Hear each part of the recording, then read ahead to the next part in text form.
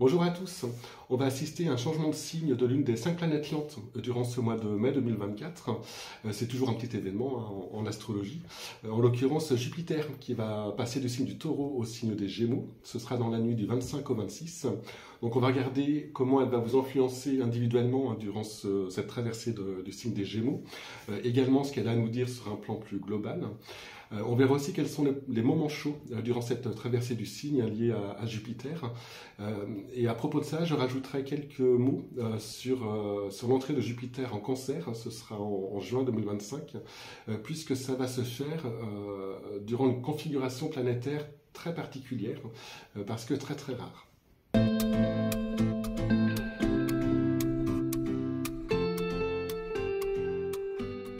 Jupiter est la plus rapide des 5 planètes lentes. Elle fait le tour du zodiaque en 12 ans et reste donc un an dans chaque signe. Symboliquement, cette planète régit le principe d'expansion. Avec elle, on sort de la sphère personnelle, dont font partie les planètes plus proches du Soleil, pour participer à la société. Jupiter et Saturne sont d'ailleurs souvent appelées planètes sociales. Jupiter s'intéresse au groupe et à sa cohésion, à la mutualité entre les êtres. Elle permet une conscience du groupe, avec l'importance des règles, de la légalité et de la justice. Elle a un côté assez conformiste. Sur un plan collectif, elle gère les valeurs communes d'une société, la loi, la religion, la monarchie, le cas échéant, en lien d'ailleurs avec le Soleil, les tribunaux, les associations caritatives, entre autres. Elle gère aussi les lois de l'économie, du marché, la productivité, la consommation, les banques, la richesse nationale, la postérité. Jupiter est lié à la pensée élevée et symbolise aussi les universités, l'édition, la philosophie, mais aussi la philanthropie. Alors, sur un plan individuel, dans un thème astral, Jupiter invite à la croissance et à l'épanouissement au sein de la société en utilisant les valeurs d'optimisme, de joie, d'enthousiasme. Sa position nous renseigne sur le besoin plus ou moins fort d'intégration à la société, le besoin de se sentir soutenu et reconnu. Alors, vécue à l'excès, elle peut indiquer une certaine folie des grandeurs, une volonté d'étaler sa richesse, son statut ou ses possessions. Les énergies du signe où se trouve Jupiter sont amplifiées. Il indique l'attitude à adopter pour réussir dans le monde. Il faudrait, idéalement, rayonner autour de soi, en société, l'énergie du signe de son Jupiter. Et la maison où se trouve Jupiter, dans le thème astral, est un domaine où on coopère avec la société, avec sa reconnaissance en retour. C'est le type d'expérience où notre participation est demandée. Alors en entrant dans le signe des Gémeaux, Jupiter va influencer les autres signes, plus ou moins fortement. Une influence sur votre signe signifie une influence sur le soleil de votre thème astral. Si vous êtes Cancer ou Verseau, c'est parce que le soleil de votre thème astral est situé en Cancer ou en Verseau. Alors les premiers intéressés sont bien sûr les Gémeaux. Jupiter arrive dans votre signe et vous allez pouvoir profiter d'une conjonction de Jupiter à votre soleil. Mais au-delà de ça, durant les 12 mois où la planète sera dans votre signe, tous les Gémeaux seront en phase avec l'énergie que cette planète demande de rayonner de façon globale. Donc, lorsque la planète passera sur votre Soleil, il y aura donc une conjonction. Pour certains, ça va même se produire 3 fois. On verra après qui et à quel moment. Et ce sont toujours des périodes très profitables, qui n'arrivent qu'une fois tous les 12 ans pour la conjonction. Alors Jupiter, de par son principe d'expansion, va augmenter la force de votre Soleil et donc vous donner une sensation de bien-être avec beaucoup de vitalité, d'enthousiasme, de confiance, d'optimisme. Vous rayonnerez quelque chose de particulier et cela se sentira. Ça peut aussi indiquer des rencontres importantes avec des personnes qui nous permettent de nous élever, d'élargir notre conscience ou tout simplement de nous épanouir davantage. Ça peut aussi marquer une rencontre d'ordre sentimental, notamment dans le cas d'un thème féminin, car la planète symbolise Jupiter, le Soleil symbolise la figure masculine. C'est aussi le cas de toute autre rencontre qui nous permet de progresser. Alors le passage de Jupiter coïncide aussi parfois avec une reconnaissance, une gratification, notamment dans le cadre professionnel. Il peut marquer une promotion, des félicitations ou toute forme de récompense. Ça peut aussi être un bon moment pour démarrer un projet. On profite à ce moment-là d'énergies qui permettent le développement, l'essor. Il y a un côté facilitant. On peut même, grâce au positivisme qu'on dégage, attirer la chance durant ces périodes. Alors d'autres signes profiteront également de tous ces bienfaits. Ce sont les signes situés en sextile et en trigone par rapport aux Gémeaux, donc les Béliers, les Lions, les Balances et les Verseaux. Pour vous aussi, il faudra mettre à profit les périodes où Jupiter formera cet aspect à votre Soleil. Alors je précise bien mettre à profit, car Jupiter qui forme un aspect harmonique à notre Soleil nous apporte un certain confort et une sensation de bien-être, et tout ce qui a été dit pour les Gémeaux. Mais c'est encore mieux si on utilise ces périodes de manière active pour faire avancer les choses ou pour se mettre en valeur. Profitez de ce rayonnement particulier, de cette confiance et de cet enthousiasme de manière constructive. Alors petite nuance au niveau des aspects, les béliers et les lions recevront un sextile de Jupiter. Il y a dans cet aspect une notion d'opportunité, mais aussi de créativité. Pour les verseaux et les balances, c'est un trigone, et là on est davantage dans le côté facilitant, l'aide au développement de Jupiter. Trois autres signes verront un aspect a priori plus tendu se former entre leur Soleil et Jupiter, un carré pour les Vierges et les Poissons, et une opposition pour les Sagittaires. Alors le Soleil et Jupiter sont deux planètes qui ont beaucoup de valeurs communes, et même les aspects dits dissonants ne sont pas mauvais en soi. En fait, ils indiquent un risque que le principe d'expansion de Jupiter soit excessif. Donc l'influence de cette planète pour ces signes n'est donc pas très différente de ce qui a été dit plus tôt, mais la confiance en soi peut être excessive et faire prendre des risques. Un excès d'optimisme peut rendre plus attentiste, par exemple. On peut aussi voir parfois son ego gonfler un peu trop. Il faut juste être conscient de ça, et alors on peut profiter des faveurs de la planète. Alors à noter qu'un carré ou une opposition de Jupiter peut, dans certains cas, être le signe d'un problème avec la justice ou d'une attitude plus laxiste avec la légalité. Il reste quatre signes que je n'ai pas cités. Eux vont recevoir un aspect mineur de Jupiter, donc beaucoup moins fort.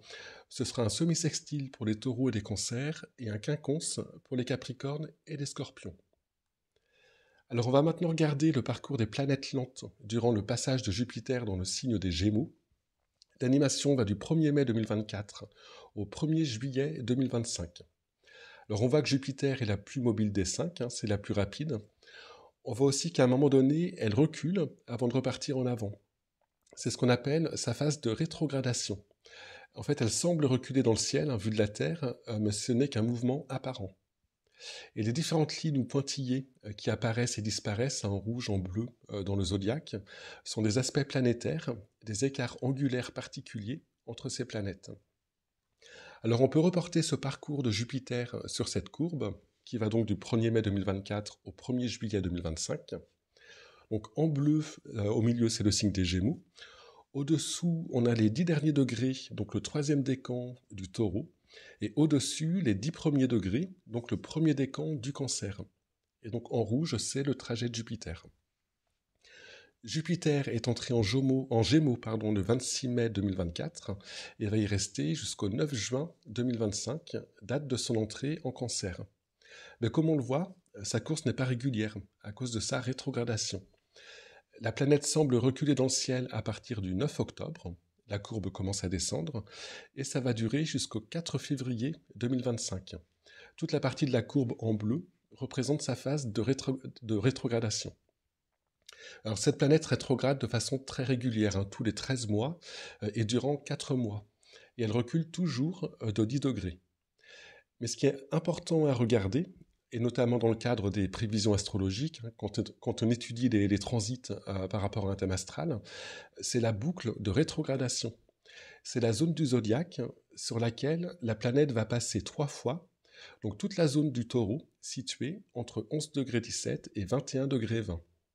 Alors j'ai mis la portion de la courbe correspondante en bleu.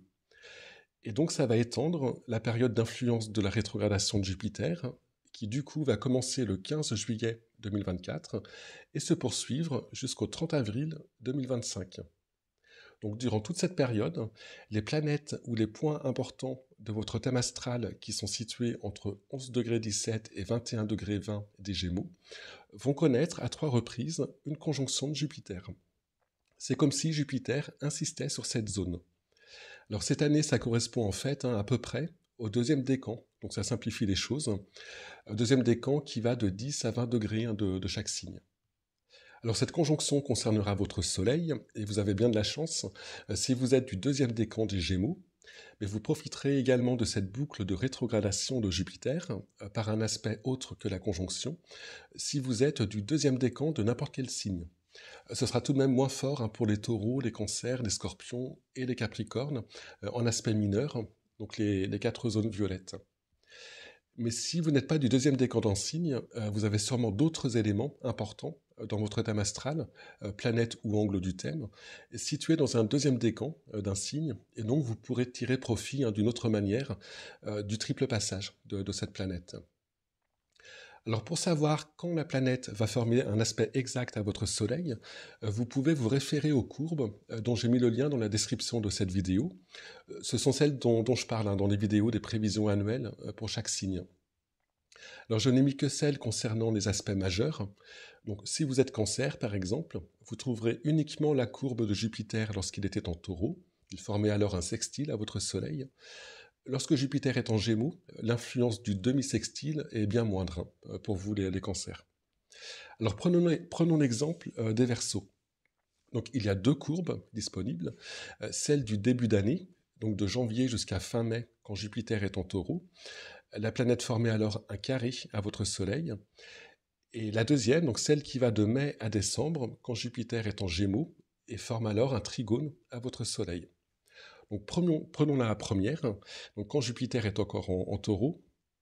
Donc en fonction de votre date de naissance, elles sont indiquées en bleu sur la gauche, vous pouvez voir quand vous avez été personnellement sous une forte influence de Jupiter, donc en carré en l'occurrence.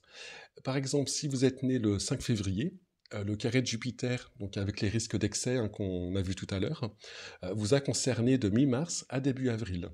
En jaune, c'est la zone d'influence, et en rouge, c'est le trajet exact de Jupiter. Voici la seconde courbe, donc celle qui nous intéresse, quand Jupiter est en Gémeaux. Il formera donc à un moment donné un trigone à votre Soleil.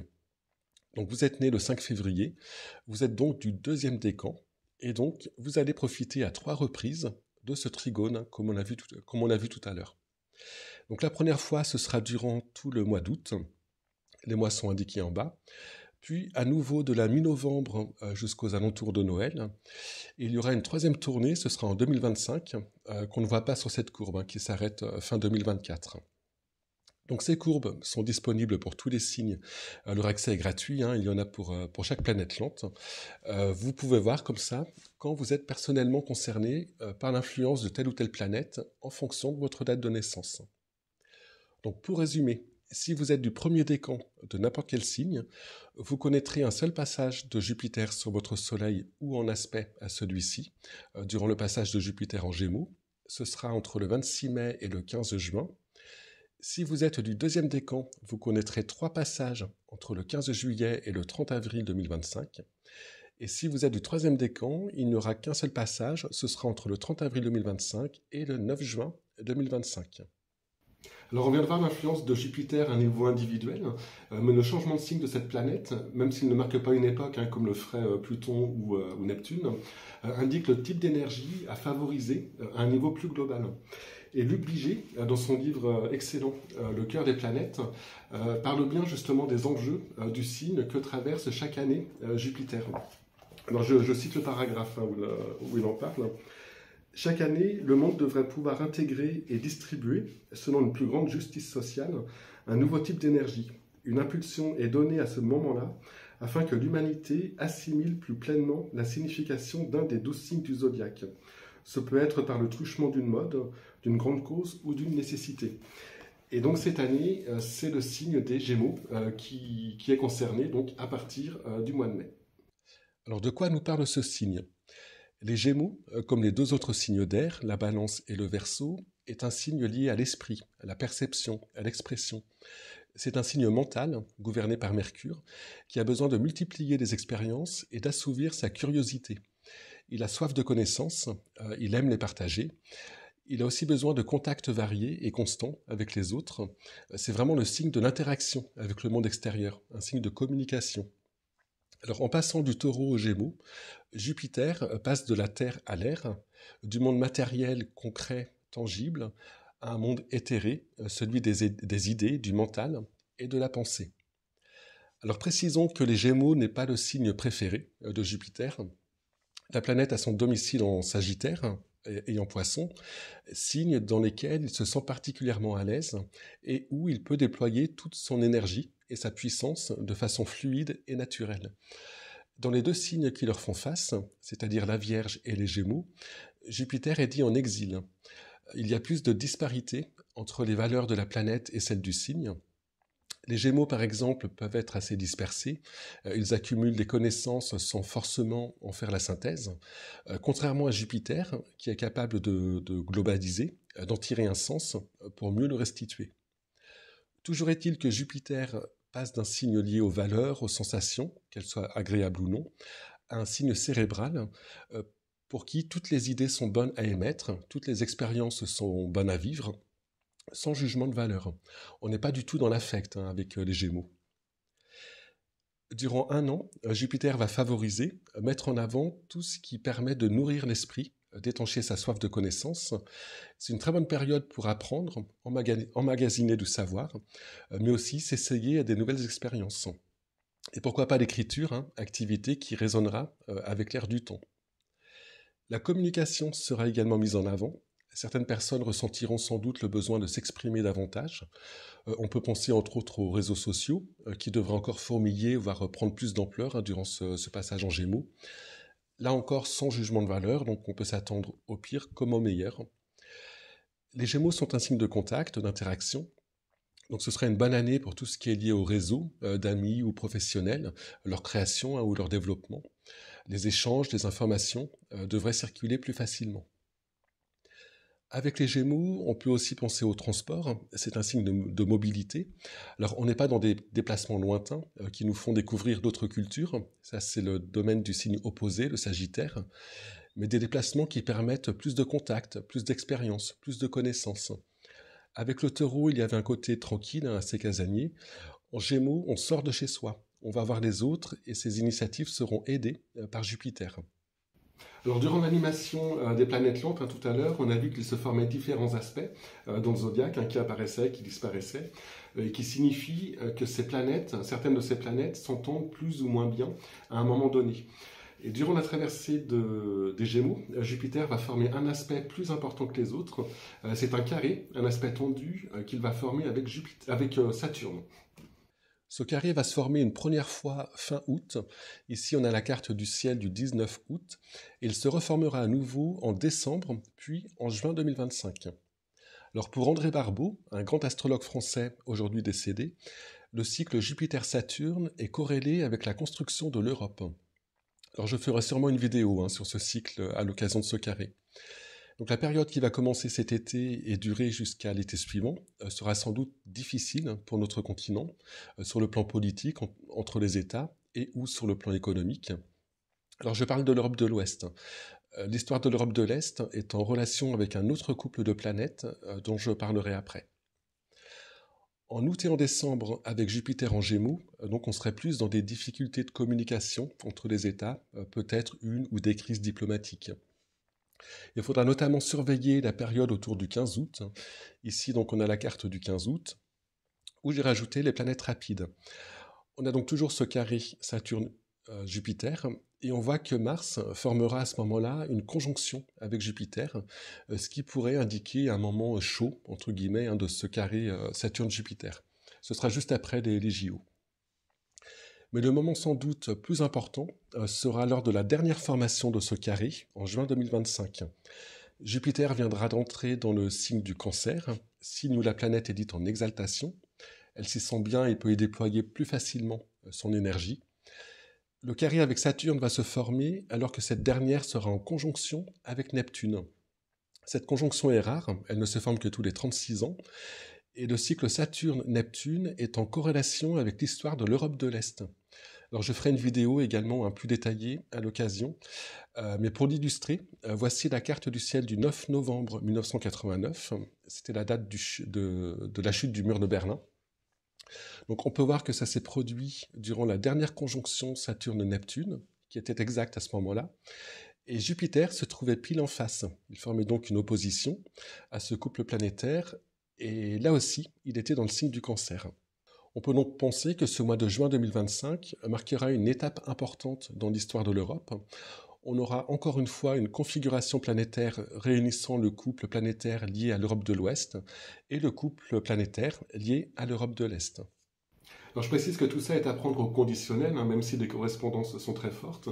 L'astrologie fonctionne avec un système de symboles, et donc les interprétations ne peuvent jamais être catégoriques. En tout cas, je vous remercie de m'avoir écouté. J'espère que cette vidéo vous aura intéressé, et je vous dis à bientôt.